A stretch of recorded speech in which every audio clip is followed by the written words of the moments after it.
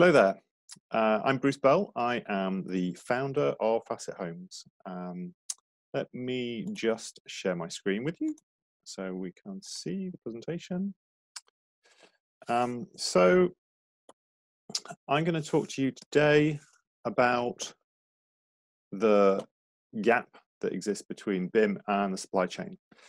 And I'm going to give you a little bit of background first on Facit Homes. So today we're going to show you a little bit about Facit Homes, how we are vertically integrated, and going to describe a little bit about how we use BIM, and how that relates to the wider industry.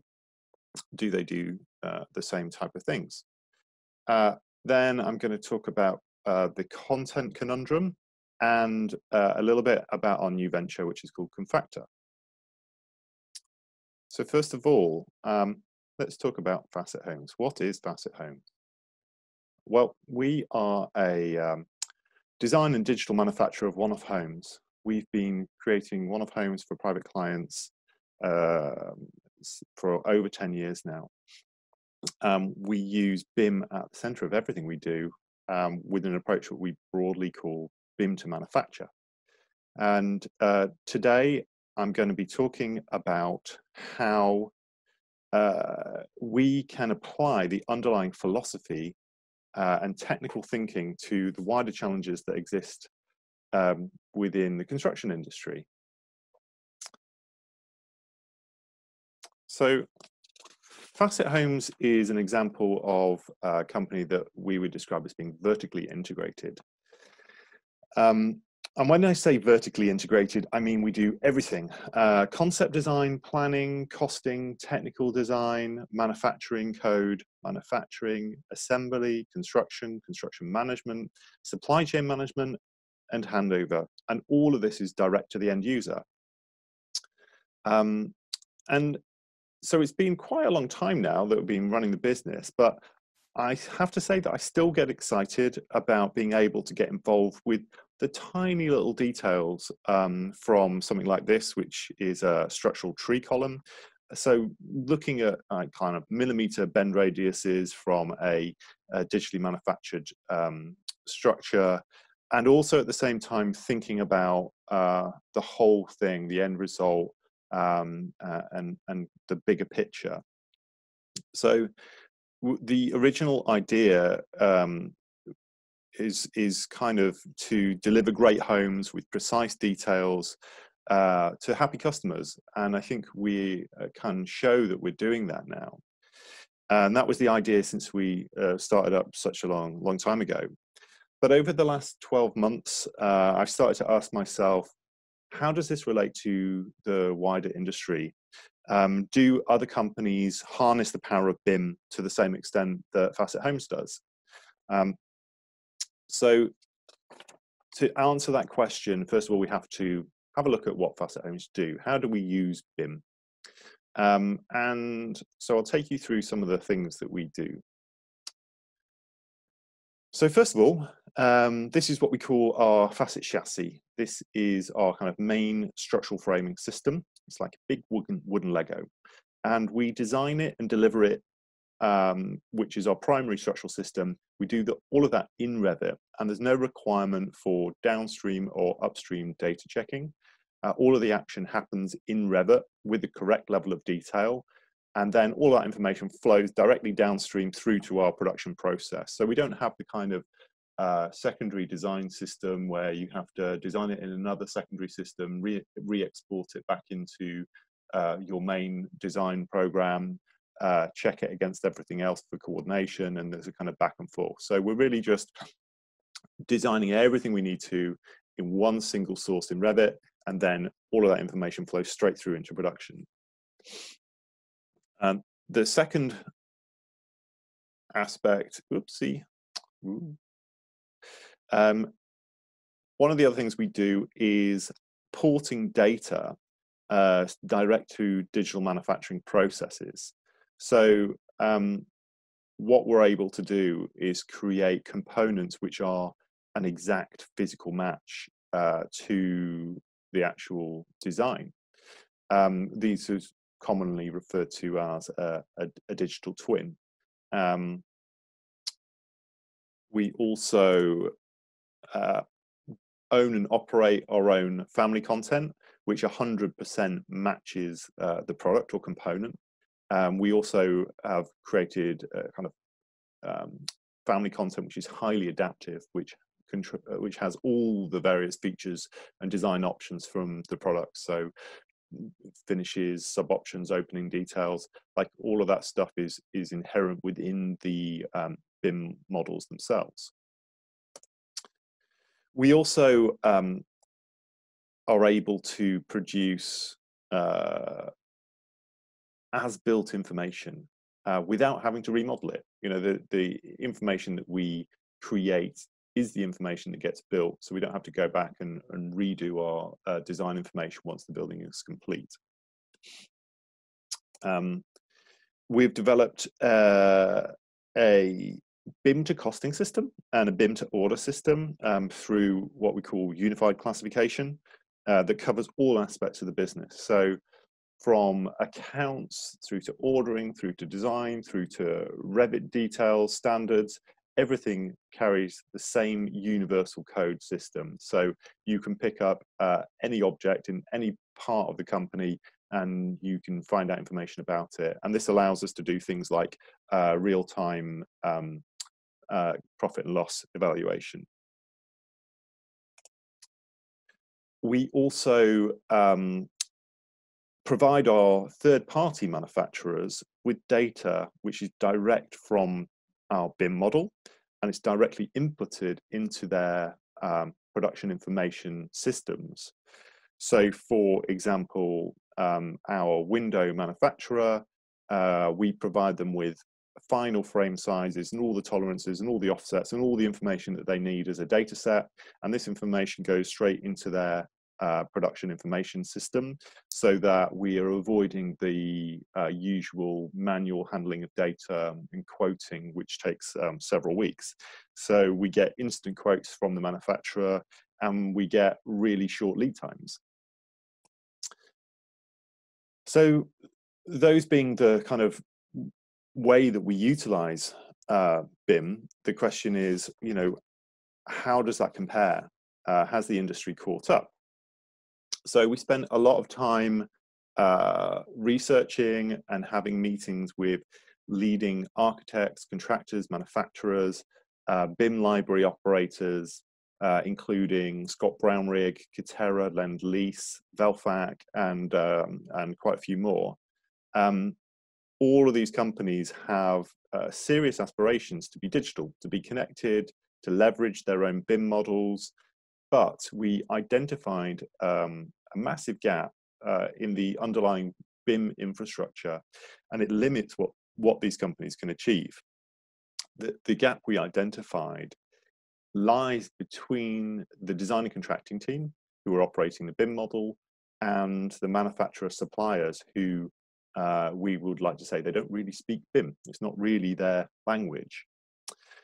The suppliers that do speak BIM tend to be what we call a tier 1 supplier of large and very integrated components, such as structural framing, where there is a requirement for them to collaborate directly with the design team on a BIM model. So therefore it's necessary for them to become more advanced. Whereas with the large BIM teams, we found that for the smaller components and products that are more frequently appearing in the designs, we found that the design teams were creating their own versions of suppliers' products, even when there's content that's out there ready to download.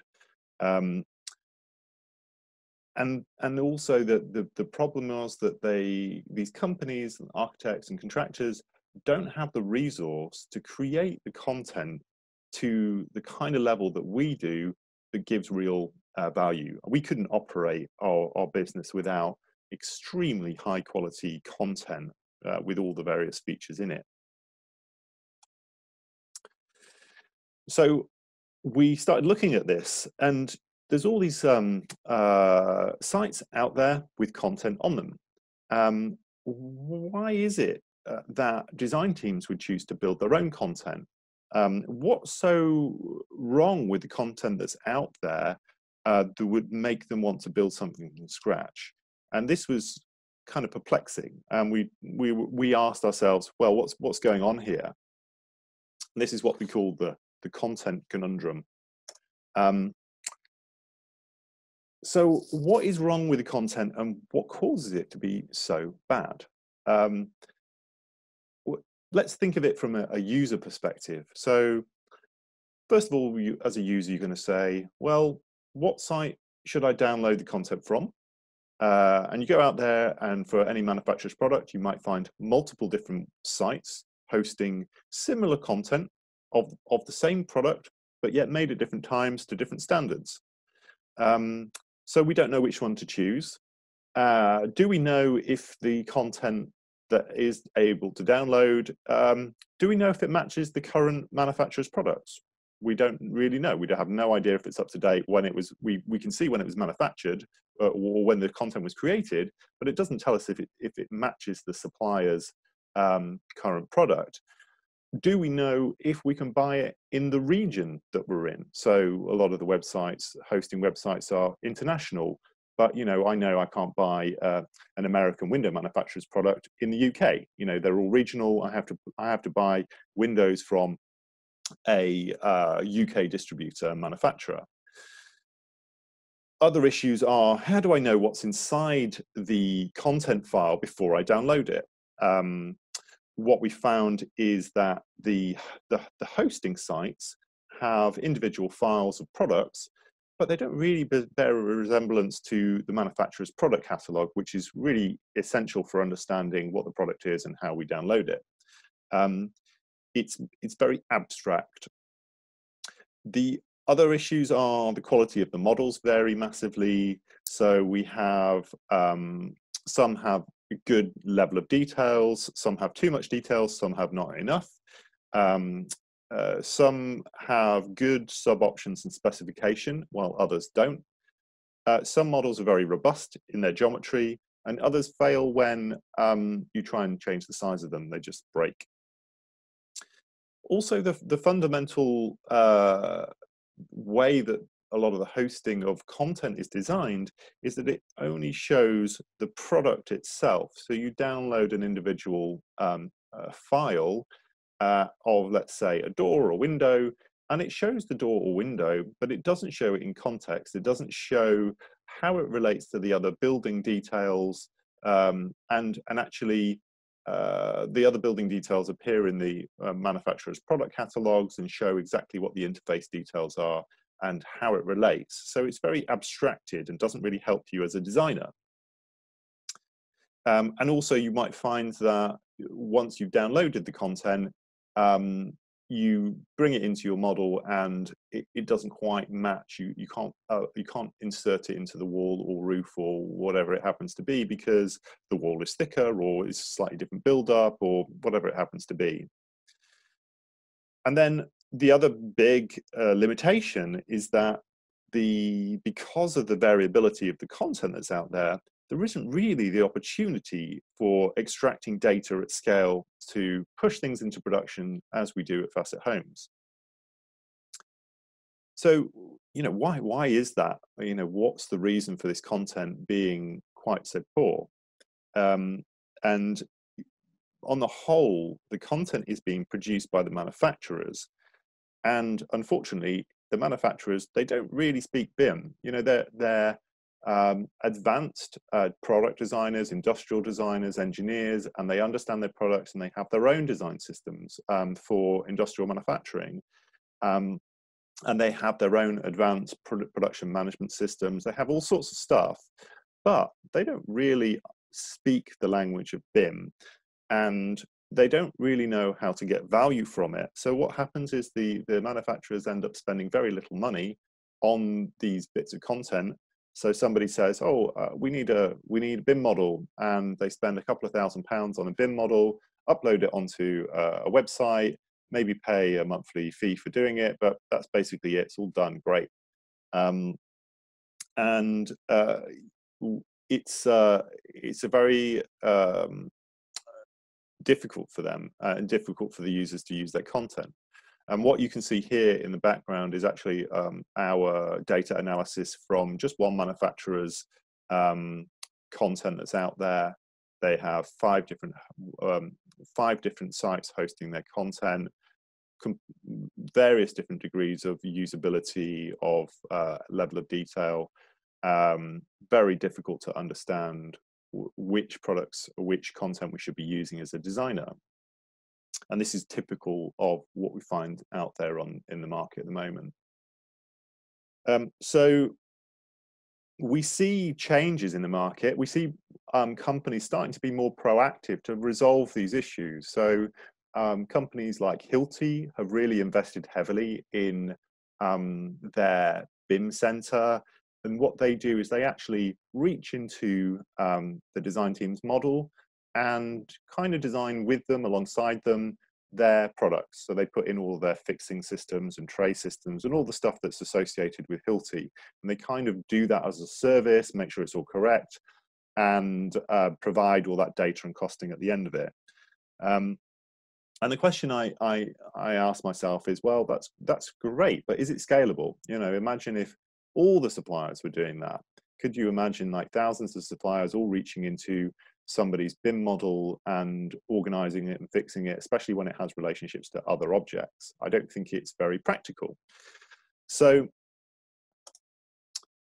this is what we've been working on to try and address some of these problems. It's called Confactor. It's a new venture which we've just started up. We've been kind of working through the ideas behind it for about 8 months. We're not yet live, but I'm going to show you kind of broadly what the ideas behind it are. So the core parts to Confactor are content creation, getting good content, distribution, better ways of distributing the information to the design team, and allowing the contractor to take that BIM model and use it for ordering. So that translates into manufacturer certified content, which means we're talking about content that can be trusted, that we can use, and that we can guarantee actually represents the manufacturer's product. We're talking about a virtual showroom for the design team to access the information rather than individual floating RFA files. And we are creating a procurement platform for the contractors to extract the data and provide it via the platform to the manufacturer, which will allow for instant quotation and easy ordering. So just in a little bit more detail. So the manufacturer's certified content. So what we're really doing is actually going and working with the manufacturer, understanding exactly what their product is, understanding what production management systems they have, and creating content that reflects that, rather than just looking straight at the product and creating some kind of BIM version of it. We have to understand what is the data that they need. Well, what are their inputs? What is their production information system? What's their estimating? And create BIM that matches that information so that they can get value out of it. Once they can get value out of it, then they can invest in it. But with what's happened previously is there's not really much value for the manufacturers beyond marketing. So what we're doing is creating and managing all of their content. So we've got a BIM management policy. We are making sure that we're matching the current product catalog. We are bench testing the content creation to make sure that it's able to create the quotations exactly and accurately, that has all of the sub design features in the BIM model, you know, finishes, design details, all of that stuff that goes through into production. And we are creating standardized data outputs so that the manufacturers can actually put the information straight into their systems. So a lot of the big manufacturers are using systems such as SAP, production management systems, that are highly sophisticated, and are already existing to interface with. We are also making the content interoperable so that manufacturers' content can be swapped for other bits of their own content, or windows can be swapped with other windows, or doors can be swapped with other doors, or ducts can be swapped with other ducts. That everything has got a standardized base to it.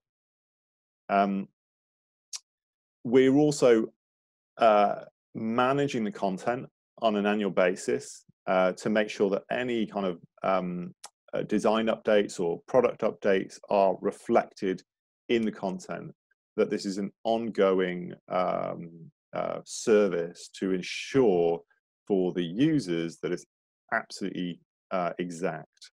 So what the users get is what we call the virtual showroom. So it's a space which shows all of the products in one space, how they're intended to be used, how they relate to other materials, products, interfaces. So showing the other build-ups, showing the kind of detail for the 3D interface details, which traditionally you'll get a bunch of 2D details with a product, which show, you know, that very fine level of detail, screw fixings, sealants, all that stuff. That will be shown in the virtual showroom. That the virtual showroom shows the full product catalog in one space, so that you can effectively wander through it and look and understand, oh, right, that's the window I want, or is it this one? And you have a look at it in a kind of virtual space, much more like you would do if you went to the manufacturer's own showroom and had a conversation with the sellers. And we're going to do it with easy point of access, which is free to the design team. Then the procurement platform, essentially what it does is it identifies Confactor compatible content, and it extracts the data from that content. It checks that the content has not been tampered with, ports the information over to the manufacturer's production information management system, or directly into their API, depending on if that's the position they're in.